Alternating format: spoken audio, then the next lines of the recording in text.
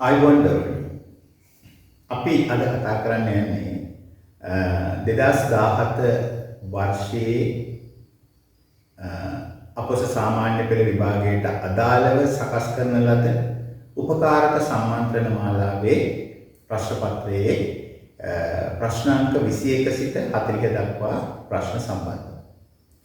ඔබ ළඟ ප්‍රශ්න පත්‍රයේ නොමැතිව ඇති අපි ප්‍රශ්න තිරය මත දිස් කරනවා. ඒ අනුව ඔබට තීරණය කරන්න පුළුවන් ප්‍රශ්නයේ පිළිතුර මොකක්ද කියලා ප්‍රශ්නය කියවලා ඊට පස්සේ මේ සාකච්ඡාවට සහභාගී වෙන්න පුළුවන්.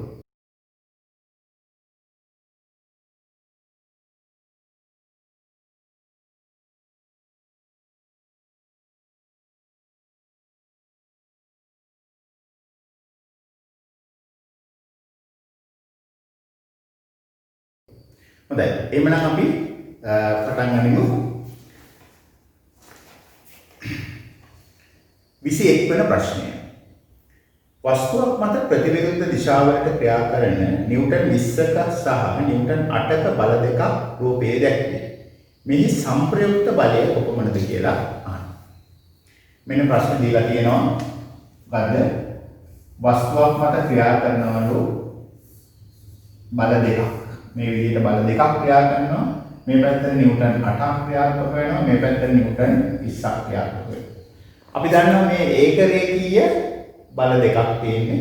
ඒක රේඛීය බල දෙකක් ඇත්තේ බල දෙකක් ක්‍රියාත්මක වන විට වස්තුවක් මත හැමතිස්සෙම වැඩි බලයේ දිශාවට තමයි වස්තුව චලනය වීම සිද්ධ වෙන්නේ. එහෙනම් අපි දන්නවා වැඩි බලය නිව්ටන් 20. එහෙමනම් මේකේ සංප්‍රයුක්ත බලය මෙන්න මේ දිශාවට. Newton 20 බලයේ දිශාවට Newton 12. මේ බල දෙකේ අතර වෙනස තමයි සංප්‍රයුක්ත බලයේ ලෙස ක්‍රියා කරන්නේ. එහෙනම් පිළිතුර එන්නේ නිව්ටන් 12 කියන පිළිතුර. ඊළඟ ප්‍රශ්නය 22. බහුශෛලීය දේහය සෛලස්තර දෙකකින් ගොඩනැගී ඇති සත්ව කාණ්ඩය කුමක්ද කියලා. ඒ කියන්නේ මෙතන අහන්නේ දීප්‍රස්තර සත්ව කාණ්ඩය කියන්නේ. අපි දන්නවා අපි ඉගෙනගත්ත සත්ව කාණ්ඩවල අපි දන්නවා සතුන් ප්‍රධාන කාණ්ඩ දෙකක් ගැන කතා කරා. පෘෂ්ඨවංශීන් සහ අපෘෂ්ඨවංශීන් කිය. පෘෂ්ඨවංශීන්ගේ කාණ්ඩ පහක් ගැන කතා කරා. ඒ වගේම අපෘෂ්ඨවංශී කාණ්ඩ පහක් ගැන කතා කරා. ඒ අපෘෂ්ඨවංශී කාණ්ඩ පහේ අපි කතා කරා නිඩාරියාවන් නැත්නම් සිලින්ඩරේටා කියන කට්ටිය. ඊළඟට ඇනලිඩාවන්, මොලස්කාවන්, ආර්ත්‍රොපෝඩාවන්, එකයිඩොඩමේටාවන් කියන කාණ්ඩ පහක් කතා කරා. මේ කාණ්ඩ අතුරින් දීප්‍රස්තර සත්ව කාණ්ඩයක් තියෙන්නේ නිඩාරියා කියන කාණ්ඩය විතරයි. අනිත් සියලුම කාණ්ඩ ත්‍රිප්‍රස්තර සත්ව කාණ්ඩ විදිහට තමයි ක්‍රියාත්මක වෙන්නේ. එහෙනම් ඔබට මතක තියාගන්න පුළුවන් නිඩාරියා කියන කාණ්ඩය තමයි දීප්‍රස්තර සත්ව කාණ්ඩය වෙන්නේ. එහෙනම් පිළිතුර වෙන්නේ පළවෙනි පිළිතුර. 23 වෙනි ප්‍රශ්නය. අතිධ්වනි තරංගවල ලක්ෂණයක් වන්නේ. මොනවාද අතිධ්වනි තරංග කියලා කියන්නේ? මිනිසාගේ ශ්‍රව්‍යතා සීමාවේ ඉහළ සීමාවට වඩා වැඩි සංඛ්‍යාතයකින් යුක්ත තරංග තමයි අතිධ්වනි තරංග කියලා කියන්නේ. මිනිසාගේ ශ්‍රව්‍යතා සීමාව මොකක්ද? හර්ට්ස් 20 ඉඳලා හර්ට්ස් 20000 දක්වා. මේ තමයි මිනිසාගේ ශ්‍රව්‍යතා සීමාව. එහෙනම් අපි කියනවා මෙන්න මේකට වඩා වැඩි සංඛ්‍යාත තරංග කියන්නේ අතිධ්වනි තරංග. 20ට වඩා අඩු සංඛ්‍යාත තරංග වලට කියනවා අපි අවධ්වනි තරංග කියලා. දැන් මේ අහන්නේ අතිධ්වනි තරංගවල තියෙන ලක්ෂණ. මොකද්ද? පළවෙනි ගහන සංඛ්‍යාතය 20000ට වඩා අඩු වීම. අඩු වෙන්නේ නැහැ සංඛ්‍යාතය 20000ට වඩා වැඩි. අතිධ්වනි තරංග වැඩි. එහෙනම් ඒක වැරදි. රික්තයක් තුල උවද ගමන් කළ හැකියි. අනිවාර්යයෙන්ම ධ්වනි තරංග සහ අතිධ්වනි තරංග ගමන් කරන්න මාධ්‍යයක් තිබිය යුතුමයි. මාධ්‍යයක් නැත්නම් මේව ගමන් කරන්නේ නැහැ. එහෙමනම් ඒක වැරදි. වාතයේදී වැඩිම ප්‍රවේගයකින් ගමන් කරනවා. අපි දන්නවා අන්වායාම තරංග ගමන් කරද්දී වැඩිම ප්‍රවේගයකින් ගමන් කරන්නේ ඝන මාධ්‍ය තුල. වාතයට වඩා වැඩි වේගයකින් ගමන් කරනවා ජලය තුල. ජලයට වඩා වැඩි වේගයකින් ගමන් කරනවා ඝන ද්‍රව්‍ය තුල. එහෙනම් වැඩිම වේගයකින් ගමන් කරන්නේ ඝන ද්‍රව්‍ය හරහා. පරාවර්තනය කළ හැකියි. අපි දන්නවා ධ්වනි තරංග පරාවර්තනය වෙලා දෝංකාරය එනවා අපි දන්නවා. එහෙනම් අනුනාදය වගේ දේවල් මෙතනදී මොකක්ද කියන්නේ? මේක පරාවර්තනය කරන්න පුළුවන්. ඔයගොල්ලෝ හොඳටම අහලා තියෙනවා අතිධ්වනි තරංග භාවිතා කරලා තමයි වවුලන් රාත්‍රී කාලයේදී ඒගොල්ලන්ගේ ගමන් මාර්ග සොයාගන්නේ. මේවා ගිහිල්ලා පරාවර්තනය වෙලා වැදිලා එනකොට ඒ ඉදිරියේ තියෙන රූප පිළිබඳ චිත්‍රයක් මැවෙනවා. අන්න ඒකට අනුව තමයි ඒගොල්ලෝ ගමන් කිරීම සිද්ධ වෙන්නේ. එහෙනම් පරාවර්තනය කළ හැකි කියන එක නිවැරදි පිළිතුරක් විදිහට ගන්න පුළුවන්. එහෙනම් පිළිතුර 4 වෙනි පිළිතුර. 24 වෙනි ප්‍රශ්නය. රුධිර නාලයක් තුවාල වූ විට රුධිරයේ කැටි නොගැසී ගලා යාම හිමෝෆීලියාවේ රෝග ලක්ෂණයයි. මෙම හිමෝෆීලියා රෝගය මොකක්ද කියලා යන්න. අපි දන්නවා හිමෝෆීලියා කියන එක ලිංග ප්‍රතිබද්ධ ආවේනික රෝගයක්. ප්‍රතිබද්ධ ජානයක් කියලා අපි කියනවා මොකද්ද? ස්වාධීනව වියුක්ත වීමේ හැකියාවක් නොමැති ජානයකට අපි කියනවා ප්‍රතිබද්ධ ජානයක්. ඒ කියන්නේ ඒක එක වර්ණ දේහයකම සම්බන්ධ වෙලා තියෙනවා. ඒකේ වර්ණ දේහයෙන් වෙන් වෙන්නේ නැහැ. වියුක්ත වෙන්න හැකියාවක් නැහැ. මේ වර්ණ දේහය යනවා නම් මේ ජානයත් ඒකත් එක්කම ගමන් කිරීම සිද්ධ කරනවා. ඒ වගේ ප්‍රතිබද්ධ ජානවල අපි දන්නවා දෛහික ප්‍රතිබද්ධ ජාන තියෙනවා, ලිංග ප්‍රතිබද්ධ ජාන. දෛහික ප්‍රතිබද්ධ ජාන කියලා කියන්නේ ඒක සාමාන්‍ය වර්ණ දේහවල තියෙන එකක්. ඒ වර්ණ දේහ එක ගමන් කිරීම සිද්ධ වෙනවා. ලිංග ප්‍රතිබද්ධ ජානයක් කියන්නේ ලිංග නිර්ණය කරන වර්ණ දේහයක් ආධාර කරගෙන තමයි මේක ගමන් කිරීම සිද්ධ කරන්නේ. ඒතර අපි දන්නවා හිමෝෆීලියාව කියන එක නැත්නම් රතුකල වර්ණන්දතාවය කියන දෙකම ලිංග ප්‍රතිබද්ධ ජාන. ඒක X වර්ණ දේහය මත තමයි මේ ජානය පිටලා තියෙන්නේ. ඒතර X වර්ණ දේහය ගමන් කරනකොට මේ ජානයක් ගමන් කිරීම සිද්ධ කරනවා. Y වර්ණ දේහය මත මේ ජානය පිටන්නේ නැහැ. මොකද Y වර්ණ දේහය සාපේක්ෂව අපි ඉගෙන ගත්තා කුඩයි කියලා. ඒ නිසා ඒ Y වර්ණ දේහය මත මේ ජාන පිටන්නේ නැහැ. ඒතර එහෙමනම් දැන් මේක මොකක්ද කියලා හිමෝෆීලියාව ජාන ප්‍රතිබද්ධයක් නිසා ඇතිවේ. එහෙනම් හරි. ඒ කියන්නේ ජාන ප්‍රතිබද්ධයක් කියලා කියන්නේ ලිංග ප්‍රතිබද්ධ ජානයක් නිසා ඇති වෙනවා කියනවා. නිලීන ජානය මගින් ප්‍රවේණිකව ගමන් කරනවා. නිලීන ජානය තමයි මේක පරම්පරාවෙන් පරම්පරාවට අරගෙන යාම සිද්ධ වෙන්නේ. අපි හිමෝෆීලියාව කියන එක දන්නවා මේක වාහනය කරන්නේ කාන්තාවන්. X වර්ණ දේහයක් මත තමයි මේක සකස් වෙන්නේ. ඒතකොට වාහනය කිරීම සිද්ධ වෙන්නේ කාන්තාවන් හරහා. මේ රෝගයට ගොදුරු වීම සිද්ධ වෙන්නේ පිරිමි පුද්ගලයෙක්. ඒතර පිරිමි අය තමයි මේකෙන් මරණයටපත් වීම සිද්ධ වෙන්නේ. කාන්තාවන්ට මේ රෝගය බෝ වීම සිද්ධ වෙන්නේ නැහැ. රතුකල වර්ණන්දතාවය ගත්තොත් ඒකේ වැඩි අවදානමක් තියෙනවා පිරිමින්ට රෝගය බෝ වෙන්න. හැබැයි කාන්තාවන්ටත් රෝගය බෝ වීමේ හැකියාවක් තියෙනවා. හොඳයි එහෙනම් පිළිතුර වෙන්නේ පළවෙනි පිළිතුර ජාන ප්‍රතිබද්ධයක් නිසා ඇතිවේ නිලීන ජානයක් මගින් ප්‍රවේණිකව ගමන් කරයි. 25 වෙනි ප්‍රශ්නය. පහත රූපයේ දැක්වෙන ප්‍රතිරෝධකයේ අගය කොපමණද කියලා අහලා. මොන ප්‍රතිරෝධකයක් දීලා තියෙනවා අපිට? අපි දන්නවා ප්‍රතිරෝධක. මේ ප්‍රතිරෝධකෙ මෙන්න මේ ආකාරයට සකස් කරලා තියෙනවා. මේකේ වර්ණ වලලු දක්වලා තියෙනවා. වර්ණ වලලු 4ක් දක්වලා තියෙනවා මේ විදිහට. අපි දන්නවා වර්ණ වලලු 3ක් එක තැන තියෙනවා. මේ වර්ණ වලලු පෙන්නලා තියෙන්නේ නිල් පාට. දෙවෙනි වර්ණ වලල්ල පෙන්නලා තියෙනවා කහ පාට. තුන්වෙනි වර්ණ වලල්ල පෙන්නලා තියෙනවා රතු පාට. සහ හතරවෙනි වර්ණ වලල්ල රිදී කියලා දක්වනවා. අපි දන්නවා මේ වර්ණ වලලු භාවිතයෙන් ප්‍රතිරෝධය වෙන අගය මේකේ අගයන් දීලා තියෙනවා. ඒ කියන්නේ වර්ණ කේතය දීලා තියෙනවා. නිල් පාට 6යි, කහ පාට 4යි, රතු පාට 2යි, සහනාගය රිදී 110, ධන හොරින 110යි කියන එක දීලා තියෙනවා. ඉතින් දීලා තියෙනවා නම් ප්‍රශ්නයක් නෑ. එහෙම නැත්නම් අපි ඒක මතක තියාගන්න ඕනේ. ඉතින් මතක තියාගන්න වර්ණ කේත ක්‍රමය තමයි මතකයේ තබා ගන්න පුළුවන්කම තියෙන්න ඕනේ තමයි.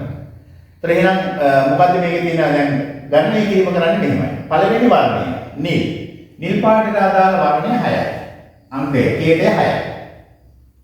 දෙවෙනි එක කහ පාට. කහ පාටට අදාළ කේතය 4යි.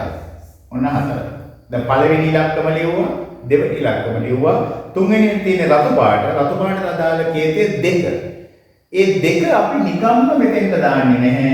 මේ දෙක දාන්නේ කොහොමද? 10 බලයක් විදියට. 10 දෙවෙනි බලය. ඔන්න දැන් මේ පළවෙනි අංකය, මෙන්න දෙවෙනි අංකය, මෙන්න තුන්වෙනි අංකය. තුන්වෙනි අංකය දාන්නේ 10 බලයක් ලෙස. ඔන්න අගේ අපිට ලැබෙන්නේ. එහෙමනම් අපිට මෙතන එන්නේ මොකද්ද මේ 64 ගුණ කිරීම 10 දෙවෙනි බලය කියන්නේ 100යි. ඒ කියන්නේ පිළිතුර එනවා 6400යි ඕම්. 6400යි ඕම්. හැබැයි මේකේ දීලා තියෙනවා මොකද්ද? සහනාගයක් දීලා තියෙනවා. මේක ධන හෝ ඍණ 110යි කියන. ධන හෝ ඍණ 110යි කියන. සහනාගයේ ඉන්නේ ධන හෝ ඍණ. සමහර අවස්ථාවල මේක ගණනය කිරීම සිද්ධ කරන්න වෙන්න පුළුවන්. හැබැයි මෙතනදී මේක ගණනය කිරීමක් ගැන අහලා නැහැ. මේ පිළිතුර ලබා ගත්තා නම් ඒක නිවැරදි. එහෙනම් නිවැරදි පිළිතුර එන්නේ තුන්වෙනි පිළිතුර. 26 වෙනි ප්‍රශ්නය. පසඟිල්ලා සහ කිඹුලා අයත් වන සත්ව වංශ මොනවාද කියලා. දැන් අපි පසඟිල්ලා නැත්නම් ස්ටාර්ෆිෂ් කියන එක නා මෙයා අයිති වෙන්නේ අපෘෂ්ඨ වංශී සත්ව කාණ්ඩයේ එකයිනොඩ මේටාවල් කියන වංශයට තමයි අයිති වෙන්නේ. එකයිනොඩ මේටා කියන වංශය. කිඹුලා කියන්නේ පෘෂ්ඨ වංශීන්ගේ රෙප්ටීලියා කියන වර්ගයට නැත්නම් උරග කියන වර්ගයට තමයි කිඹුලා අයිති වෙන්නේ. සමහර අය මේ කිඹුලා උභයජීවී කියලා කතා කරන අය ඉන්නවා. ඒ නිසා තමයි මේ කිඹුලා ගැන නිතරම ප්‍රශ්නවල දාන්නේ. කිඹුලා නැත්නම් කැස්බෑවා කියන සතුන් නිතර ලබා දෙන්නේ. මොකද ඒගොල්ලෝ ජලයේ ඉන්න නිසා සහ ගොඩබිම් ඉන්න නිසා ගොඩක් කට්ටිය හිතනවා මේගොල්ලෝ උභයජීවී කියලා. ඒගොල්ලෝ උභයජීවී නෙවෙයි උරගේ. මතක තියාගන්න. ඒතර එහෙනම් පසඟිල්ලා කියන්නේ එකයිනොඩ මේටා කාණ්ඩය. කිඹුලා කියන්නේ රෙප්ටීලියා වංශය. එමනම් ඔන්න වංශ දෙක එනවා. පිළිවෙලින් දෙවෙනි පිළිතුර. එකයිනොඩ මේටා සහ රෙප්ටීලියා කියන පිළිතුර. 27 වෙනි ප්‍රශ්නය. රසායනික ප්‍රතික්‍රියා කිහිපයක් පහත සඳහන් වේ. මේවායින් රසායනික වියෝජන ප්‍රතික්‍රියාවක් වන්නේ කුමක්ද කියලා. අපි දන්නවා මෙතන වියෝජන ප්‍රතික්‍රියා වර්ග හතරක් දීලා තියෙනවා. ඔබට බලන්න පුළුවන්. පළවෙනි ප්‍රතික්‍රියාව කියනවා සිං ධන කොපර් සල්ෆේට්. සිං සල්ෆේට් ධන කොපර් කියන්නේ. ඔන්න පළවෙනි ප්‍රතික්‍රියාව. දෙවෙනි ප්‍රතික්‍රියාව දීලා තියෙනවා කැල්සියම් ඔක්සයිඩ් ධන ජලය කැල්සියම් හයිඩ්‍රොක්සයිඩ් කියලා දීලා තියෙනවා. තුන්වෙනි ප්‍රතික්‍රියාව දීලා තියෙනවා කැල්සියම් කාබනේට් ප්‍රතික්‍රියා කරපුවාම එනවා කැල්සියම් ඔක්සයිඩ් සහ කාබන් ඩයොක්සයිඩ්. හතරවෙනි ප්‍රතික්‍රියාව තියෙනවා හයිඩ්‍රජන් සහ ක්ලෝරින් එකතු වෙලා හැදෙනවා හයිඩ්‍රොක්ලෝරික් අම්ලය. ඔන්න ප්‍රතික්‍රියාව. මේ ප්‍රතික්‍රියා හතරෙන් අහන්නේ මොකද්ද? වියෝජන ප්‍රතික්‍රියාව. මොකද්ද වියෝජන කියලා කියන්නේ? එක් රසායනික සංයෝග දෙකක් හෝ වැඩි සංඛ්‍යාවකට පත් වෙන එකට අපි කියනවා වියෝජන ප්‍රතික්‍රියාව. එහෙනම් මේක අත්දැක වේවා මොකද? මෙන්න මේ එක ප්‍රතික්‍රියාවයි තියෙන්නේ ඒක කැඩිලා සංයෝග කීපයක්. එහෙනම් අන්න ඒක තමයි වියෝජන ප්‍රතික්‍රියාව. දෙවෙනි පිළිතුර තමයි නිවැරදි පිළිතුර. දැන් මේක මොකද බලන්න? මේ ද්‍රව්‍ය දෙකක් එකතු වෙලා එකයි හැදිලා තියෙන්නේ. මේකට කියන්නේ මොකද්ද? සංයෝජන එකතු වෙනවා. සංයෝජන ප්‍රතික්‍රියාව. මේකේ ද්‍රව්‍ය දෙකක් එකතු වෙලා එකක් හැදිලා තියෙනවා. ඒකත් සංයෝජන. මේ දෙක එකතු වෙනවා. හරිද? මේ දෙන්න එකතු වෙනවා. එතකොට ඒක සංයෝජන ප්‍රතික්‍රියාව. මේ දෙකම සංයෝජන. මෙතන මොකද වෙලා තියෙන්නේ? සිංපලින් කොපර්ව විස්ථාපනය කරලා නේ. සිං කොපර්ව විස්ථාපනය කරලා සිං සල්ෆේට් හැදෙනවා. කොපර් අයින් වෙලා යනවා.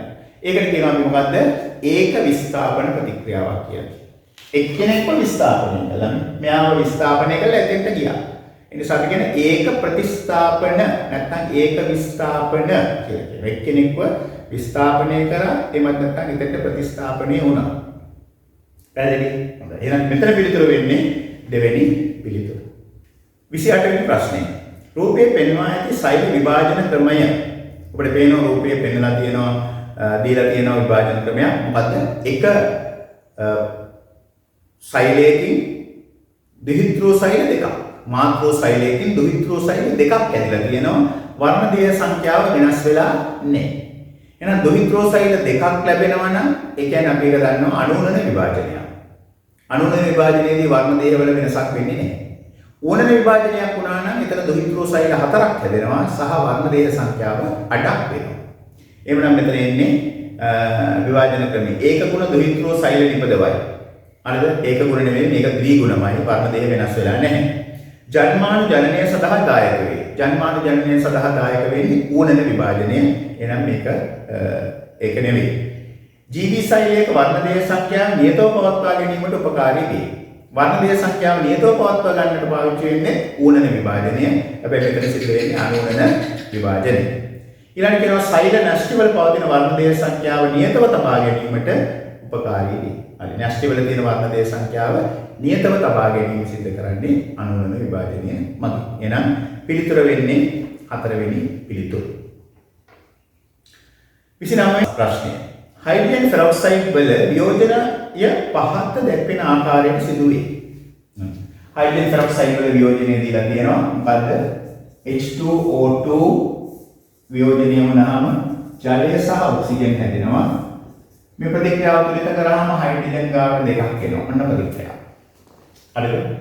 මේකෙන් අහනවා ඔක්සිජන් ග්‍රෑම් 8ක් ලබා ගැනීම සඳහා වියෝජනය කළ යුතු හයිඩ්‍රජන් පෙරොක්සයිඩ් මවුල ප්‍රමාණය සොයන්න. ඔක්සිජන් ග්‍රෑම් 8ක් ලබා ගැනීමට අවශ්‍ය හයිඩ්‍රජන් පෙරොක්සයිඩ් මවුල ගාන අහන්න. මවුල ගාන කොච්චරද කියලා ඔන්න ඔක තමයි ප්‍රශ්නේ. පැහැදිලිද? හරි. එහෙනම් අපි දීලා තියෙනවා හයිඩ්‍රජන් 1යි ඔක්සිජන් 16යි කියලා. අපි මේකේ පළමුවෙන්ම මොකද කරන්නේ? මේ සමීකරණය තුලිත කරලා දීලා තියෙන නිසා ප්‍රශ්නයක් නැහැ. තුලිත සමීකරණයක් දීලා නැත්නම් අපි පළමුවෙන්ම කරන්න ඕනේ සමීකරණය තුලිත කරගන්න එක. තුලිත කරගත්තට පස්සේ අණුක ස්කන්ධ ගණනය කිරීම කරනවා. දැන් මෙයාගේ අපි දන්නවා හයිඩ්‍රජන් 2යි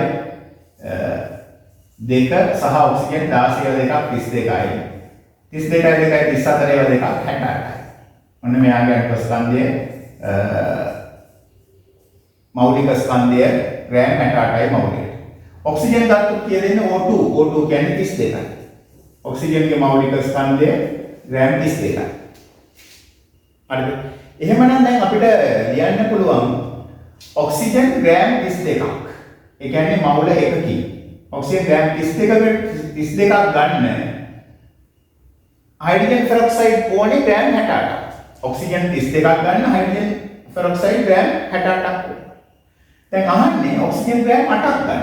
එහෙනම් ඔක්සිජන් ග්‍රෑම් 8ක් ගන්න නම් අපි කියමු ඔක්සිජන් 32ක් ලබා ගැනීමට හයිඩ්‍රජන් පෙරොක්සයිඩ් කෝණේ ග්‍රෑම් 68ක්. එහෙනම් ඔක්සිජන් ග්‍රෑම් 8ක් ලබා ගන්න කොච්චරක් ඕනද කියලා බලන්න. එහෙනම් 68ක් ගන්න 32කින් එහෙමනම් 8ක් ගන්න කොච්චරද කියලා. එහෙනම් 8 ඒවා 1යි 8 ඒවා 4යි 4 ඒවා වෙනවා මෙතන 4 ඒවා 1යි 28ට 7යි ග්‍රෑම් 17යි. ග්‍රෑම් 17. දැන් ග්‍රෑම් 17 අහන්නේ ග්‍රෑම් දෙකේ මවුල. බලන්න මේක වේගයෙන් කරන්න වෙනවා අපිට. ඒතකොට ග්‍රෑම් 17 මවුල කරන්න ඕනේ. එහෙනම් ග්‍රෑම් 17ක් කියන්නේ අපි දන්නවා හයිඩ්‍රජන් පෙරොක්සයිඩ් H2O2 ග්‍රෑම් 34ක් කියන්නේ මවුල 1යි. එහෙනම් ග්‍රෑම් 17ක් කියන්නේ මවුල කීයද කියලා හොයන්න. 17 බෙදීම 34. එහෙනම් කොච්චරද? මවුල භාගය. නම් මවුල භාගය. මවුල භාගයයි නැත්නම් අපි කියනවා මවුල 0.5. පැහැදිලිද? ග්‍රෑම් 17 කියලා කියන්නේ ඔක්සිජන් ග්‍රෑම් 8ක් ගන්න හයිඩ්‍රජන් පෙරොක්සයිඩ් ග්‍රෑම් 17ක් කරනවා. ග්‍රෑම් 17 මවුල බවට පත් කරගන්න. මවුල බවට පත් කරන්නේ මොකද කරන්නේ? සාපේක්ෂ අණුක ස්කන්ධයෙන් බෙදන්න. එහෙනම් මේක බෙදුවම වෙනවා මවුල භාගය. එහෙනම් පිළිතුර එන්නේ පළවෙනි පිළිතුර. 30 වෙනි ප්‍රශ්නය. OA OB ආලෝක කිරණ අපසරණය සඳහා යොදාගත හැකි ඇක්කේ පහත ඒවායින් කවරක්ද කියලා. මෙන්න මෙහෙම කිරණ දෙකක් දීලා තියෙනවා. A සහ B කියලා කිරණ දෙකක් දීලා තියෙනවා. කියන්නේ මේක අපසරණය කරන්න. අපසරණය කරනවා කියලා කියන්නේ මේ යන මාර්ගයේ එළියට ගමන් කරනවා. මේක අපසරණය කරන්න පුළුවන් ක්‍රම දෙකයි තියෙන්නේ. එකක් තමයි මෙතෙන්ට අපි උත්තර දර්පණයක් දැම්මොත්. උත්තර දර්පණයක් දැම්මොත් මොකද වෙන්නේ? මේ කිරණ ඔන්න අපසරණය විහිදේ. හරිද? එහෙම නැත්නම්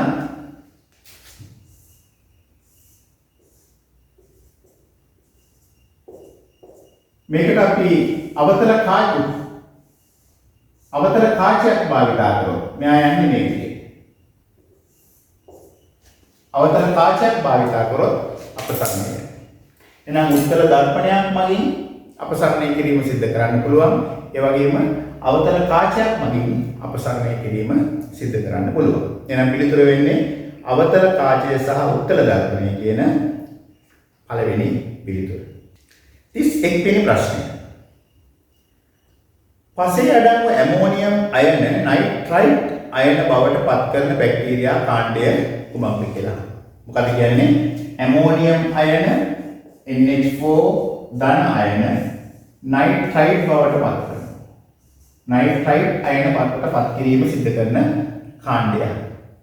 හරිද? දැන් අපි දන්නවා මේක වෙන විදිහේ ඇමෝනියම් නයිට්‍රයිඩ් බවට පත් වෙනවා. නයිට්‍රයිඩ් ඕන නම් ඊළඟට නයිට්‍රේට් බවට පත් වීම සිද්ධ වෙනවා. හරිද? නයිට්‍රේට් අයන ශාක උරා ගැනීම සිද්ධ කරනවා. ඒතර වායු ගෝලීය නයිට්‍රජන් නයිට්‍රේට් බවට පත් වෙන මෙන්න මේ කතන ක්‍රියාවලිය තමයි අපි නයිට්‍රජන් චක්‍රයේ සිද්ධ වෙන ක්‍රියාව. දැන් මේකට අදාළ ශුද්ධ ජීවි කාණ්ඩ දීලා තියෙනවා. කවුද පළවෙනි එක දීලා තියෙනවා සියුඩෝමෝනාස් කියන එක කෙනා. සියුඩෝමෝනාස් කියන එක කෙනා කරන්නේ නයිට්‍රේට් අයන නයිට්‍රජන් බවට පත් වෙනවා. නැත්නම් අපි කියනවා නයිට්‍රී හරණය සිද්ධ කරනවා. නයිට්‍රී හාරී බැක්ටීරියාවක් යා. එහෙනම් යා නයිට්‍රී හරණයක් සිද්ධ කරනවා. නයිට්‍රෝබැක්ටර් කියන එක කෙනා කරන්නේ නයිට්‍රේට් නයිට්‍රයිඩ් බවට පත් කරනවා. ඒක නයිට්‍රීකරණයක්. නයිට්‍රීකාරී බැක්ටීරියා නයිට්‍රෝබැක්ටර්. ඊළඟට නයිට්‍රෝසොමනාස් කියන එක කෙනා තමයි මෙන්න මේ කතන්දරේ සිද්ධ කරන්නේ. නයිට්‍රෝසොමනාස් කියන එක කෙනා නයිට්‍රීකාරී බැක්ටීරියාව. එයාත් නයිට්‍රීකරණය කියන එක සිද්ධ කරන්නේ. එයා මේක ඇමෝනියම් නයිට්‍රයිඩ් බවට. ඇමෝනියම් නයිට්‍රයිඩ් බවට පත් කිරීම, නයිට්‍රයිඩ් නයිට්‍රේට් බවට පත් කිරීම කියන දෙකම නයිට්‍රීකරණය කියන එක. එතකොට මේ කතන්දරයේ නයිට්‍රෝබැක්ටර් මේක තමයි අපි කියන්නේ කවුද? නයිට්‍රෝසොමනාස් කියන කෙනා. ඊළඟට රයිසෝබියම් කියන කෙනා දන්නවා. රයිසෝබියම් කියන කෙනා මේක අනිත් පැත්ත සිද්ධ කරන්නේ. එයාට පුළුවන් වායුකෝලීය නයිට්‍රජන් නයිට්‍රේට් බවට පත් කරන්න. ඒකත් නයිට්‍රීකරණය කියන එකක් තමයි. නමුත් ඒක මේක රයිසෝබියම් සිද්ධ කරන වෙන්නේ. මේක සිද්ධ කරන්නේ කවුද අපි කිව්වා සියුඩෝමෝනාස් කියන කෙනා තමයි නයිට්‍රේට් නයිට්‍රජන් බවට පත් කිරීම. එහෙනම් ඔන්න පිළිතුර එන්නේ නයිට්‍රෝසොමනාස් කියන තුන්වෙනි පිළිතුර. 32 වෙනි ප්‍රශ්නය. X නම් මූලද්‍රව්‍යයක ක්ලෝරයිඩයේ රසායනික සූත්‍රය වන්නේ XCl XC කාබනේටයේ සූත්‍රය. X වල ක්ලෝරයිඩයේ සූත්‍රය දීලා තියෙනවා XCl. අපි දන්නවා ක්ලෝරීන් වල සංයුතාව එකයි. එහෙනම් ක්ලෝරීන් වල සංයුතාව තමයි මෙතන තියෙන්නේ. එහෙනම් X වල සංයුතාව මෙතන තියෙන එකයි. එහෙනම් X වල සංයුතාව එකයි. එහෙනම් X වල සංයුතාව එකයි කියලා දන්නවා. දැන් අහන්නේ කාබනේට් එක්ක. කාබනේට් වල සංයුතාව අපි දන්නවා දෙකයි. මේ ඛණ්ඩක වල සංයුතාව මතක තියාගන්න ඕනේ. කාබනේට් වල සංයුතාව දෙකයි. එහෙනම් මේ සංයුතාව මාරු ක්‍රමය මගින් අපිට එනවා මොකද සූත්‍රය? X2CO3 කියලා සූත්‍රය. X2CO3. ඔන්න සූත්‍රය. පිළිතුර එන්නේ දෙවෙනි පිළිතුර X2CO3 කියන එක. 33 වෙනි ප්‍රශ්නය. තීරයක් රික්තකයක් හරහා ගමන් නොකරන්නේ. රික්තකයක් හරහා ගමන් නොකරන්නේ කියලා අහන්නේ. තීරයක් තරංග රික්තක හරහා ගමන් කරනවා. මොකද අපි දන්නවා විද්‍යුත් චුම්බක තරංග සියල්ලක්ම තීරයක් තරංග ආකාරයෙන් තමයි ගමන් කරන්නේ. එහෙනම් විද්‍යුත් චුම්බක තරංග ඔක්කොම රික්තක හරහා ගමන් කරනවා. ඒ කියන්නේ ගමන් කරන්න මාධ්‍යයක් අවශ්‍ය නැහැ. අනිවාර්යම තරංග ගමන් කරන්න අනිවාර්යම පදාර්ථමය මාධ්‍යයක් අවශ්‍යයි. අපි කිව්වා ධ්වනි තරංග නැත්නම් අතිධ්වනි තරංග මේ ඔක්කොම අනිවාර්යම තරංග. ඒ ගමන් කරන්නේ පදාර්ථමය මාධ්‍යයක් තියෙන්න ඕනේ. X කිරණ කියන්නේ විද්‍යුත් චුම්බක තරංගයක්. දෘශ්‍ය ආලෝකය කියන්නේ විද්‍යුත් චුම්බක තරංගයක්. එහෙනම් ඒවා ඔක්කොම රික්තකයක් කරා ගමන් කරනවා. එහෙනම් ගමන් කරන්නේ නැත්තේ අනිවාර්යම තරංග. නැත්නම් ධ්වනි තරංග, ප්‍රතිධ්වනි තරංග වගේ ඒවා. පිළිතුර වෙන්නේ දෙවෙනි පිළිතුර. 34 වෙනි ප්‍රශ්නය. රූප සටහනට අනුව x දුර සමාන වන්නේ උත්තර කාචයේ කුමන දුරටද කියලා. අපි දන්නවා මේ උත්තර කාචයක නාභි දුර හොයන පරීක්ෂණය. උත්තර කාචයක් අරගෙන අනන්තයේ තියෙන වස්තුවකට යොමු කරලා ඒ කාචයට පිටුපසින් තිරයක් ඇල්ලුවාම අර වස්තුවේ ප්‍රතිබිම්බයක් තිරය මත ලැබෙනවා. ඒ කාචය සහ තිරය අතර දුර වෙනස් කළා නැත්නම් අපි කියන කාචය සීරු මාරු කරලා මේ දුර පැහැදිලිම ප්‍රතිබිම්බය ලැබෙන ආකාරයට සකස් කරගන්න පුළුවන්. අන්න එහෙම සකස් කරාට පස්සේ කාචය සහ තිරය අතර දුරට අපි කියනවා දල නාභි දුර කියලා කියනවා. එහෙනම් මෙතන කාචය සහ තිරය අතර දුර කියන x කියන දුර නාභි දුරට තමයි සමාන වෙන්නේ. පිළිතුර වෙනවා දෙවෙනි පිළිතුර. නාභි දුරට සමාන වෙයි. 35 වන ප්‍රශ්නය. ඝන සෙන්ටිමීටර් 250ක ප්ලාස්කු තුනක sodium hydroxide, sodium chloride, sodium bicarbonate යන සංයෝගවල සමාන ස්කන්ධ සම්පූර්ණයෙන්ම දියකර ද්‍රාවණ විලීන කර ඇත. එම ද්‍රාවණවල සාන්ද්‍රණය ආරෝහණය වන පිළිවෙල නිවැරදිව දැක්වෙන පිළිතුර කුමක්ද කියලා. හරි. මොකද කියන්නේ සෝඩියම් හයිඩ්‍රොක්සයිඩ් මෙන්න යාතුන සෝඩියම් හයිඩ්‍රොක්සයිඩ්, sodium chloride, සහ සෝඩියම් බයිකාබනේට්. ඔන්න ඔය ද්‍රව්‍ය තුන ඝන සෙන්ටිමීටර් 250ක සමාන ස්කන්ධ දිය කරලා තියෙන. ඒ කියන්නේ මේකේ ගන්න ස්කන්ධය අපි කියමු නිකන් ග්‍රෑම් 10ක් කියලා. නිකන් අපි අගයක් දාමු ග්‍රෑම් 10යි කියලා. නැත්නම් අපි x කියන ප්‍රමාණයක් දාන්න පුළුවන්. සෝඩියම් හයිඩ්‍රොක්සයිඩ් වල අණු ස්කන්ධය සෝඩියම් 23යි, ඔක්සිජන් 16යි, හයිඩ්‍රජන් 1යි කියන්නේ 40යි අණු ස්කන්ධය. සෝඩියම් 23යි, ක්ලෝරින් 35.5යි. එතකොට සෝඩියම් ක්ලෝරයිඩ් වල අණු ස්කන්ධය 58.5යි.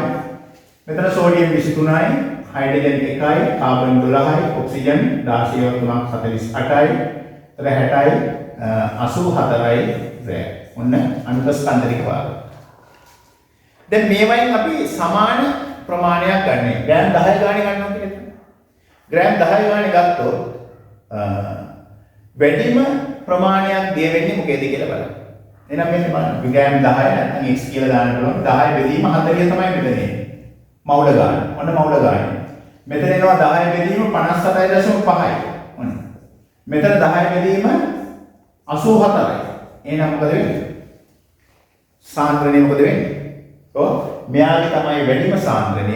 මෙයාගේ ඊට වඩා අඩුයි, මෙයාගේ ඊට වඩා. මෙතන මේ 10 වෙනුවට ඕනම අගයක් දාන්න පුළුවන් තමයි. x කියලා අගය දැම්මොත් x බෙදීම 40 කියන අගය. ඒතකොට අපිට අවබෝධ වෙනවා අඩුයි. ඒ නිසා තමයි මම මේ අගයක් ගත්තේ. ඔන්න 10 කියලා දැම්මම. ඒතකොට අපි දන්නවා මෙයාගේ තමයි වැඩිම සාන්ද්‍රණය තියෙන්නේ. මෙයාගේ සාන්ද්‍රණය ඊට වඩා අඩුයි. මෙයාගේ සාන්ද්‍රණය ඊටත් වඩා අඩුයි. පැහැදිලිද? එහෙමනම් පිළිතුර වෙන්නේ මොකද්ද? මෙතන අහන්නේ සාන්ද්‍රණය ආරෝහණය වන පිළිවෙල. ඒ කියන්නේ වැඩි අඩු එකේ ඉඳලා වැඩි එකට යනවා. කවුද අඩු මේ කියලා සෝඩියම් බයිකාබනේට්, ඊළඟ සෝඩියම් ක්ලෝරයිඩ්, ඊළඟ සෝඩියම් හයිඩ්‍රොක්සයිඩ්. පිළිතුර එන්නේ දෙවෙනි පිළිතුර. 36 වෙනි ප්‍රශ්නය. පුද්ගලයෙක් තම නිවසට ආලෝකය ලබා ගැනීම සඳහා දැනට භාවිතා කරන වොට් 60 සූත්‍රිකා බල්බ 6ක් වෙනුවට 12 වොට් LED බල්බ 6ක් යොදා ගැනීමට තීරණය කරන ලද. එමගින් ඔහුට වර්ෂයකට රුපියල් 4400ක් පමණ ඉතිරි කර ගැනීමට හැකි විය. මේ අනුව එළඹිය හැකි නිගමනයක් මත. අපි දන්නවා වොට් 60 බල්බ 6ක් කියලා කියන්නේ එයා වැය කරන කාර්ය වොට් 60 බල්බ 6ක්. එතකොට මේ තමයි මෙයාගේ අපි ගන්න එක පැයක් ගැන කතා කරොත් වොට් 60 බල්බ 6ක් පැය එකක් වැඩ කරනකොට මෙයාගේ කිලෝවොට් ගාණ එනවා විදුලි ඒකක ගාන අපිට කතා කරන්න පුළුවන් පැයකදී වැය වෙන ඒකක ප්‍රමාණය එන්නේ කීයද? 0.36යි කිලෝවොට්. කිලෝවොට් පැය 0.3යි. අපි වොට් 12 බල්බ 6ක් ගත්තොත් 12 වරක් 6 වරක් පැය බෙදීම 1000 කියලා ගත්තොත් මොකද එන්නේ? 0.072යි. 0.72යි කිලෝවොට් පැය. ඔන්න. පැහැදිලිද? එතකොට අපිට පේනවා මේක දිහා බැලුවහම LED හෝ සූත්‍රිකා බල්බ වල කුමක් භාවිතා කරද්ද වාසියක් නැද්ද? දැන් අපිට පේනවනේ වාසිය. මේකේ වැය වෙන්නේ පැයක් භාවිතා කරොත් ඒකක 0.072යි. මේක පැයක් භාවිතා කරොත් ඒකක 0.36ක් වැය වෙනවා. එහෙනම් මේක ගොඩක් අඩුයි. LED බල්බ භාවිතා කිරීම නිසා වැය වෙන විදුලි ඒකක ගණන අඩුයි. හරි. LED බල්බ භාවිතා කරනකොට ඒකක ගණන අඩුයි. හරිද? සූත්‍රිකා බල්බයකින් ලැබෙන ආලෝකය ලබා ගැනීමට වැඩි LED බල්බ සංඛ්‍යාවක් දැල්විය යුතුයි. ඒකක් නෑ. මොකද සමාන දීප්තියක් ලබා දෙන්නේ. ඒ නිසා එහෙම වෙන්නේ නැහැ. සූත්‍රිකා බල්බ භාවිතය නිසා වැය වෙන විදුලි ඒකක ගණන අඩුයි නෑ. විදුලි ඒකක ගණන වැඩි. එහෙමනම් පිළිතුර එන්නේ දෙවෙනි පිළිතුර එන්නේ LED බල්බ භාවිතා කිරීම නිසා වැය වෙන විදුලි ඒකක ගණන අඩුයි කියන පිළිතුර. 37 වෙනි ප්‍රශ්නය. පරිපථයක AB නම් සන්නායක කොටසක් කරහා ගලා යන ධාරාව I දිසා ඇතිවන චුම්බක ක්ෂේත්‍රයේ දිශාව දක්වා ඇති රූප කීපයක් පහත දැක්වේ. රූප කීපයක් දීලා තියෙනවා. මේකේ තිතකුයි කතරකුයි දීලා තියෙනවා. තිතෙන් කියන්නේ චුම්බක ක්ෂේත්‍රයේ දිශාව පිටුවෙන් ඉවතට එනවා කියන එක. සහ කතරේ කියන්නේ චුම්බක ක්ෂේත්‍රයේ දිශාව පිටුව තුලට යනවා කියන එක. මෙන්න මේ විදිහට ඇදලා තියෙනවා සන්නායකයේ. මේකේ මෙතන දීලා තියෙනවා කතරයක්, මෙතන දීලා තියෙනවා තිතා. මේකේ ධාරාව ගන්න පැත්ත මෙහෙම පෙන්නලා තියෙනවා. හරි. එතකොට දැන් අපිට ඕනේ චුම්බක ක්ෂේත්‍රයේ දිශාව සොයා ගැනීම කියන එක. නිවැරදි රූපය අහන්න. අපි දන්නවා ඇම්පියර්ගේ දකුණක් නීතියට අනුව මේක කියනවා මොකද්ද? සන්නායකයක් තුලින් ධාරාව ගලන දිශාවට දකුණු අතේ මහපට ඇඟිල්ල යොමු වන පරිදි සන්නායකයේ මිටමලවාගත් විට ඇඟිලි කැරකෙන දිශාවට චුම්බක ක්ෂේත්‍රයේ පිළියෙල වේ කියලා කියනවා. සන්නායකයක් තුලින් ධාරාව ගලන දිශාවට දකුණු අතේ මහපට ඇඟිල්ල යොමු වන පරිදි සන්නායකයේ මිටමලවාගත් විට මේ ඇඟිලි කැරකෙන දිශාවට චුම්බක ක්ෂේත්‍රයේ පිළියෙල වේ කියලා කියනවා. එහෙනම් දැන් බලමු පළවෙනි එක. මොකද මේ කියන්නේ ධාරාව මේ පැත්තට යන්නේ. එහෙනම් ඇඟිලි කැරකෙන්න ඕනේ මේ පැත්තට. එහෙනම් මෙහෙට යනවා නම් මොකද වෙන්නේ? මෙතනින් ඇතුළට යන්න ඕනේ, මෙතනින් එළියට එන්න ඕනේ. එහෙනම් මොකද වෙන්නේ? මෙතනින් ඇතුළට යනවා කියලා කියන්නේ මෙතන කතිරයක් ඕනේ, මෙතන තිතක් එනවා. එහෙනම් මේ පළවෙනි රූපය වැරදි. හරිද? දැන් දෙවෙනි රූපයේ මොකද වෙලා තියෙන්නේ? දෙවෙනි රූපයේ ධාරාව ගන්න පැත්ත දක්වලා තියෙන අනිත් පැත්ත. දෙවෙනි රූපයේ ධාරාව ගන්න කරන්නේ මේ පැත්ත. ඒකේ මෙතන දක්වලා තියෙනවා කතිරයක්. මෙතන දක්වලා තියෙනවා තිතක්. දැන් බලන්න එන මොකද වෙන්නේ? ඔන්න අපි නීතිය දානවා නේ. මේ අතර තමයි ධාරාව ගලන්නේ මේ මාකට ඇඟිලි. එහෙනම් මේක කැරකෙන්න ඕනේ මෙහෙට. මෙහෙම එනවා නම් මොකද වෙන්න ඕනේ? මෙතන තිත එන්න ඕනේ, මෙතන කතිර එන්න ඕනේ. එහෙනම් එකක් වැරදි. හරිද? මෙහෙම එනකොට අපි දන්නේ ධාරාව මේ පැත්තට යනවා නම් මෙතනින් ඇතුළට යනවා, මෙතනින් එළියට එනවා. එහෙනම් මේ ඇතුළට යනවා කියන්නේ කතිර, එළියට එනවා කියන්නේ තිත. මේ පැත්තට යනකොට මොකද වෙන්නේ? මෙතන උඩින් ඇතුළට එනවා, යටින් එළියට යනවා. මෙතන උඩින් තමයි එළියට එන්නේ, යටින් තමයි ඇතුළට යන්නේ. ඒතකොට එන උඩ එන්න ඕනේ තිත, යටින් එන්න ඕනේ කතිර. එහෙනම් මේක වැරදි. ඊළඟ අවස්ථාවේ වෙන්නලා තියෙනවා තුන්වෙනි එක. තුන්වෙනි රූපේ වෙන්නලා තියෙන්නේ මේ විදිහට. එහෙනම් ඒක දැන් නිවැරදි කියලා අපිට පැහැදිලි වෙනවනේ. මොකද වෙන්නේ? බලන්න තුන්වෙනි එකේ මේ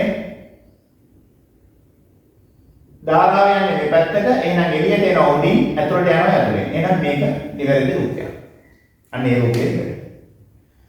හතරවෙනි රූපේ බලන්න. හතරවෙනි රූපේ තියෙන්නේ ඒකේ ධාරාව යන පැත්ත මෙහෙම තියෙනවා මේ පැත්තට. උඩ තියලා තියෙනවා කතරයක්, යට තියෙනවා තිත. ඒක බලන්න මොකද වෙන්නේ කියලා මේ. ඔන්න ධාරාව මේ පැත්තට. ඇතුළට ගිහිල්ලා එළියට එනවා. එහෙනම් හරි. මේ උඩින් ඇතුළට යනවා, පල්ලෙහෙන් එනවා. එහෙනම් ඔන්න ඒකත් නිවැරදි. එහෙනම් මෙන්න මේ 3 සහ 4 නැත්නම් C සහ D කියන රූප දෙකම නිවැරදි. එhmenan උත්තරේ එන්නේ හතරවෙනි පිළිතුර. පැහැදිලිද ඔබට? ඔය මොකද්ද නීතිය? ඇම්පියර්ගේ දකුණක් නීතිය කියන එක සන්නායකයක් තුළ ධාරාව ගන්න දිශාවට දකුණු අතේ මහපට ඇඟිල්ල යොමු වන පරිදි සන්නායකයේ මිටමලවාගත් විට ඉතිරි ඇඟිලි කරකැවෙන දිශාවෙන් චුම්බක ක්ෂේත්‍රය නිරූපණය වේ. ඕක තව විදිහකට කියනවා කවුද? මැක්ස්වෙල්. මැක්ස්වෙල් කියනවා මොකද්ද? කස්කුරුප්පුවක් කරකැවීමේදී එහි තුඩ ගමන් කරන දිශාවට ධාරාව ගලනවා නම් කස්කුරුප්පුව කරකැවෙන දිශාවට චුම්බක ක්ෂේත්‍රය පිළියෙල වේ කියලා කියනවා.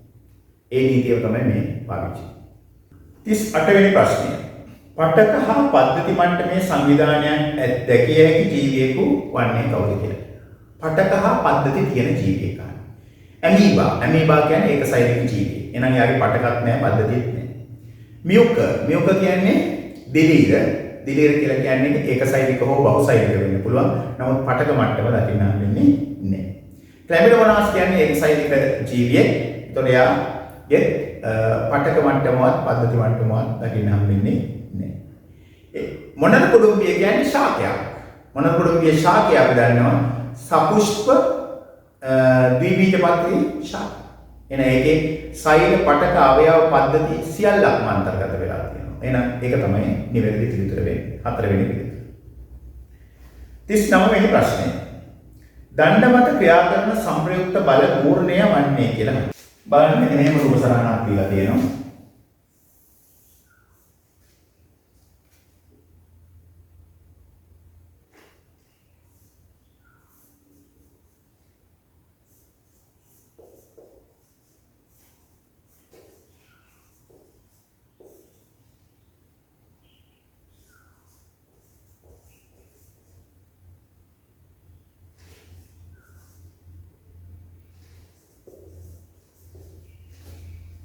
පැහැදිලි රූපේ මේ දණ්ඩ මෙන්න මෙතන මත මේක සකස් කරලා තියෙනවා, එල්ලලා තියෙනවා. මෙතන මීටර් 4යි නිව්ටන් 50ක බලයක් ක්‍රියාත්මක වෙනවා. මෙතන මීටර් 2යි නිව්ටන් 50ක බලයක් ක්‍රියාත්මක. දැන් මේකේ අපිට ගන්න පුළුවන් මෙන්න මේ ලක්ෂ්‍ය අපි නිකන් x කියලා හිතාගමු. x වටා දක්ෂිනාවර්ත පූර්ණය. මෙන්න දක්ෂිනාවර්ත පූර්ණය. මේ පැත්තට කැරකෙන දක්ෂිනාවර්තනේ. දක්ෂිනාවර්ත පූර්ණය අපිට ගන්න පුළුවන් කොහොමද එන්නේ? පූර්ණය හොයන්නේ කොහොමද? බලය වැඩි කිරීම ක්‍රියාරේඛාවට ඇති ලම්බ දුර. එහෙනම් මෙතන බලය එනවා නිව්ටන් 50යි. ක්‍රියාරේඛාවට තියෙන දුර එනවා මීටර් 2යි. එහෙනම් ඒ කියන්නේ නිව්ටන් මීටර් 100යි කියන්නේ.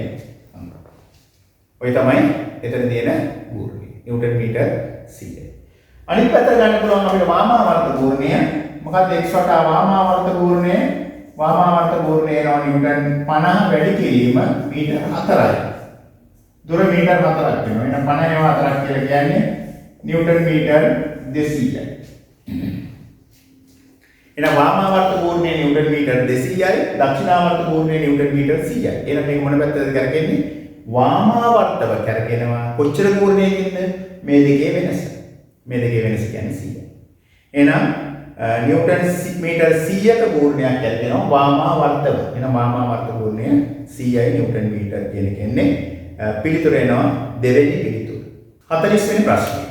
ඇටෝමයේ S ස්විචය සම්පූර්ණ කළ විට මෙන්න මේක දීලා තියෙනවා.